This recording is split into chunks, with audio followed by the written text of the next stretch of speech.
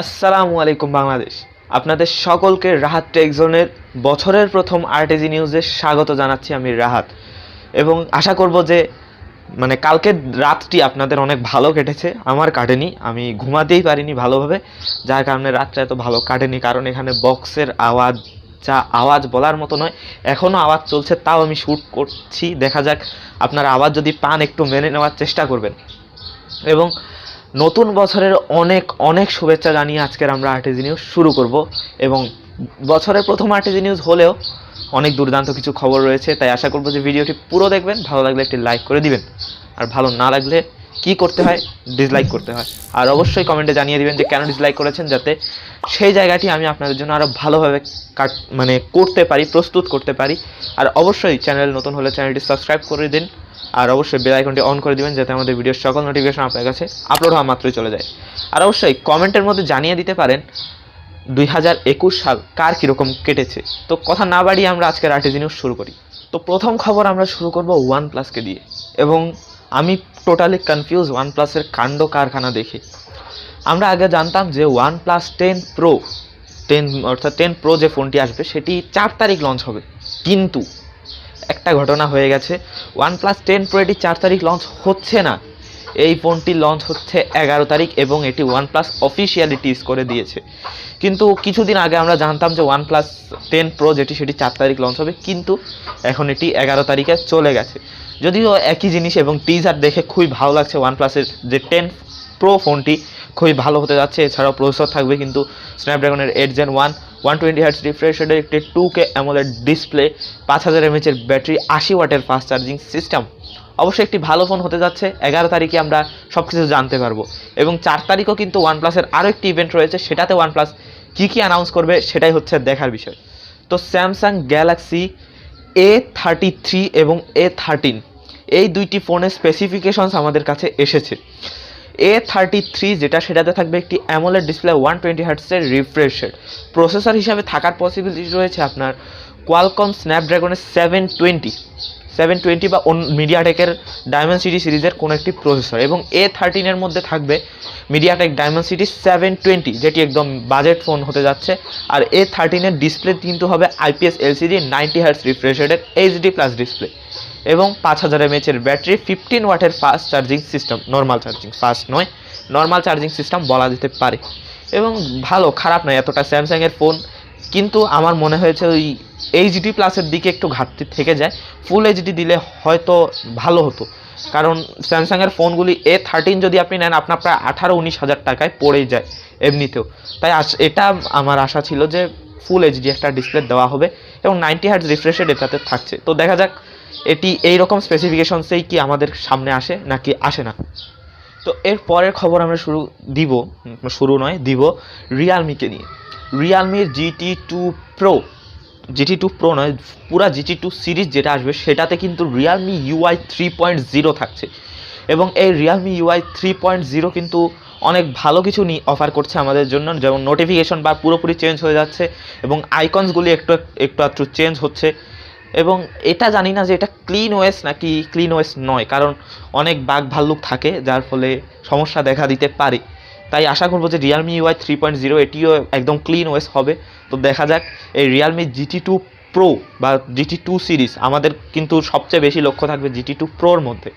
তো তাও GT2 series কিন্তু অনেক ভালো কিছু নিয়ে আসতে যাচ্ছে, এবং এর প্রাইসও লিক্স আমাদের কাছে চলে এসেছে। এটি বাংলাদেশি টাকায় হতে পারে, এর যে প্রাইস সেটি 70 থেকে 75 হাজার টাকা বাংলাদেশি টাকা। এবং এটা মনে হয় না এতটা ভালো প্রাইস হবে, কিন্তু অফিসিয়ালি বাংলাদেশে আসবে কিনা সেটা আমি এখনও শিওর নই। তো আসলেও আপনারা জানতে পারবেন, না আসলেও সব কিছু আগেই জানতে পারবেন। তার জন্য কি করতে হবে সেটা আপনারা খুব ভালো করেই জানেন, চ্যানেলটি সাবস্ক্রাইব করে রাখতে হবে। তো এর পরের খবর আমরা দিব হুয়াওয়েকে নিয়ে। হুয়াওয়ের 2021 সাল এতটা ভালো কাটেনি, কিন্তু 2022 সালের শুরুতেই তারা একটা ঘোষণা করে দিল। হুয়াওয়ে বিশ্বের প্রথম কোম্পানি হয়ে গেল যেটি 5G ভেরিফিকেশনসে আপনার চলে গেছে, 5G ভেরিফাইড, 5G নয় সম্ভবত, 6G ভেরিফিকেশনে চলে গেছে। 6G সিনেস্থেসিয়ার ভেরিফিকেশনে হুয়াওয়ে কিন্তু প্রথম কোম্পানি যেটি 5G মানে verified 6G verified, sorry 5G, বারবার বাংলাদেশে এখনও 5G আসেনি ভালোভাবে, তাই 5Gর নামটাই আসছে, কিন্তু 6G, হ্যাঁ সরি 6G ভেরিফিকেশন, এবং তারা খুব তাড়াতাড়ি কিন্তু 6G নিয়ে আসতে যাচ্ছে, এবং তারা কিন্তু যে স্যাটেলাইটটি পাঠিয়েছিল সেটি কিন্তু বর্তমানে সাকসেসফুল হয়ে গেছে। তার মানে হয়তো আমরা 2022-23 সালের দিকেই 6G পেয়ে যাব হুয়াওয়ের তরফ থেকে, এটা অবশ্যই খুবই ভালো ব্যাপার। আর এছাড়াও 2021 সালে হুয়াওয়ের মানে যে প্রোগ্রেস সেটা কিন্তু এতটা ভালো ছিল না। হুয়াওয়ে 30% আপনার রেভিনিউ লস করেছে, যেটা এতটা ভালো কিন্তু নয়। তাও 2022 সাল আশা করব যে হুয়াওয়ের জন্য অনেক ভালো কাটবে, কারণ হুয়াওয়ে এমন একটা কোম্পানি যেটা কিন্তু এই 2021 সালে অনেক ভালো ভালো ফোন লঞ্চ করেছে। তাই আশা করব যে মানে 2022 সালে হুয়াওয়ে তাদের যে রেকর্ড সেটি বজায় রাখবে, ভালো ভালো ফোন লঞ্চ করবে। আমেরিকার নিষেধাজ্ঞাটি পরের ব্যাপার, আশা করব যে ভালো ভালো ফোন হুয়াওয়ে লঞ্চ করবে। তো পরের খবরটি আইকুকে নিয়ে। আইকু 9 সিরিজ যেটি 5 তারিখ আসতে যাচ্ছে, এবং এটি কনফার্ম হয়ে গেছে যে আইকু 9-এর মধ্যে একটি 50 মেগাপিক্সেলের সেন্সর থাকবে, যেটি স্যামসাংয়ের GN5 সেন্সর, এবং একটি মাইক্রোস্কোপিক ক্যামেরা সেন্সর। আমরা কিন্তু প্রথম মাইক্রোস্কোপিক ক্যামেরা সেন্সর দেখেছিলাম ওপ্পো ফাইন্ড X3 প্রোর মধ্যে, যেটি এতটা মানে পাওয়ারফুল ছিল না, কিন্তু আইকু 9 সিরিজের মধ্যে যে মাইক্রোস্কোপিক ক্যামেরাটি আসতে যাচ্ছে সেটি প্রচুর পরিমাণে পাওয়ারফুল হতে যাচ্ছে, এবং আশা করব যে এই আইকু 9-এর যে মাইক্রোস্কোপিক ক্যামেরা সেটি অনেক ভালো হবে। এবং এছাড়াও কিন্তু অনেক কিছুই ভালো রয়েছে, যেমন প্রসেসর রয়েছে আপনার স্ন্যাপড্রাগনের 8 Gen 1, আর AMOLED display 2K AMOLED display, 120 হার্টজের রিফ্রেশ রেট, এছাড়াও 5000 mAh ব্যাটারি, 120 ওয়াটের ফাস্ট চার্জিং সিস্টেম। তো আশা করব যে 5 তারিখ ভালো একটা ফোন আসবে আইকুর তরফ থেকে, যেটা সবসময় আইকুর নিয়ে আসে, এবং ভালো একটা প্রাইজে নিয়ে আসবে, এটাও আমাদের একটা আশা থাকবে। তো নতুন বছরে অ্যাপলের কাছ থেকে আসছে খুবই দুর্দান্ত একটি খবর, যেটি হচ্ছে অ্যাপল নতুন একটা পেটেন্ট ফাইল করেছে, যেটা দিয়ে আপনি অ্যাপলের যে আইফোন সেটি দিয়ে আপনি অন্যান্য ডিভাইসকে চার্জ করতে পারবেন, শুধুমাত্র মানে আইফোনের যে ডিসপ্লে সেটার মধ্যে সেই ডিভাইসটিকে রেখে। অর্থাৎ আপনারা যদি এখন ছবিটি দেখেন, আমি যে ছবিটি আপনাদের কাছে শেয়ার করছি সেটি যদি দেখেন, একটি স্মার্ট ওয়াচ যে আইফোনের স্ক্রিনের মধ্যে রয়েছে, এবং সেই স্মার্ট ওয়াচটি কিন্তু চার্জ হচ্ছে। এটাও একটা ওয়্যারলেস চার্জিং সিস্টেম, কিন্তু এটা অন্যরকম একটা ওয়্যারলেস চার্জিং সিস্টেম, যেটা আপনার স্ক্রিন দ্বারাই পরিচালিত হচ্ছে। তার মানে এটা বলা যায় যে আইফোনের স্ক্রিনেই এরকম একটা সেন্সর থাকবে, যেটা দিয়ে আপনারা অন্য কোনো ডিভাইসকে চার্জ করে নিতে পারবেন। তো এটা ভালো ব্যাপার, খারাপ নয়, কিন্তু এটা রিয়ালি কখন আপনার বাস্তবায়িত হবে সেটা আমি এখনও পর্যন্ত শিওর নই। তো দেখা যাক এই যে অ্যাপলের নিউ টেকনোলজি সেটা কখন আসলে আপনারা সবার আগে সব কিছু জানতে পারবেন। তো আমরা পরের খবরে আইফোনের কাছেই যাব আবার, কিন্তু একটু খারাপ খবর। আইফোন যে তাদের যে ফোনগুলি বানায়, অর্থাৎ ইন্ডিয়ার মধ্যে তারা যে ফোন ম্যানুফ্যাকচার করে সেটি কিন্তু ফক্সকনের ফ্যাক্টরির মধ্যে, এবং সেই ফক্সকনের ফ্যাক্টরি থেকে তারা কিন্তু $265 বিলিয়ন যে আইফোন প্রোডাকশন সেটা বন্ধ করে দিয়েছে। $265 বিলিয়ন আইফোন প্রোডাকশন কিন্তু বন্ধ হয়ে গেছে, যার কারণ হচ্ছে সেই ফক্সকন কোম্পানির মধ্যে কিছু গোলমাল হয়েছে, যেটার কারণেই কিন্তু এই ঘটনাটি, বড় ধরনের ঘটনাটি ঘটে গেছে। তো এটার কারণ হচ্ছে যে ফক্সকন যে ফ্যাক্টরি সেটার মধ্যে কিছু কর্মী অর্থাৎ ফুড পয়জনিংয়ের শিকার হয়েছেন, এবং তাদের যে আবাসন অর্থাৎ যে তারা যেখানে থাকেন সেটা কিন্তু ভালো নয়, মানে স্বাস্থ্যসম্মত একটা জায়গায় তাদেরকে থাকতে দেওয়া হয় না, যার ফলে ফক্সকনের যে মানে আপনার কর্মচারী তারা স্ট্রাইক ঘোষণা করেছে, এবং এই কারণেই অ্যাপলের যে আপনার প্রোডাকশন সেটি কিন্তু হচ্ছে না, যার ফলে অ্যাপল তাদের যে ডিল সেটি কিন্তু ক্যান্সেল করে দিয়েছে। $265 বিলিয়ন ডিল, যেটি কত টাকা হতে পারে বাংলাদেশি টাকায় আপনি হিসাব করেও কুল পাবেন না। তো দেখা যাক, এরপর কিছুদিন পরে হলেও হতে পারে ঠিকঠাক, নাও হতে পারে। তো সেটা আমি এখনও পর্যন্ত শিওর নই, হলেও জানতে পারবেন, না হলেও ভালোভাবেই জানতে পারবেন, কিন্তু এত বড় একটা সমস্যা, দেখা যাক কি হয়। পরের খবর আমরা যাব রেডমিকে নিয়ে।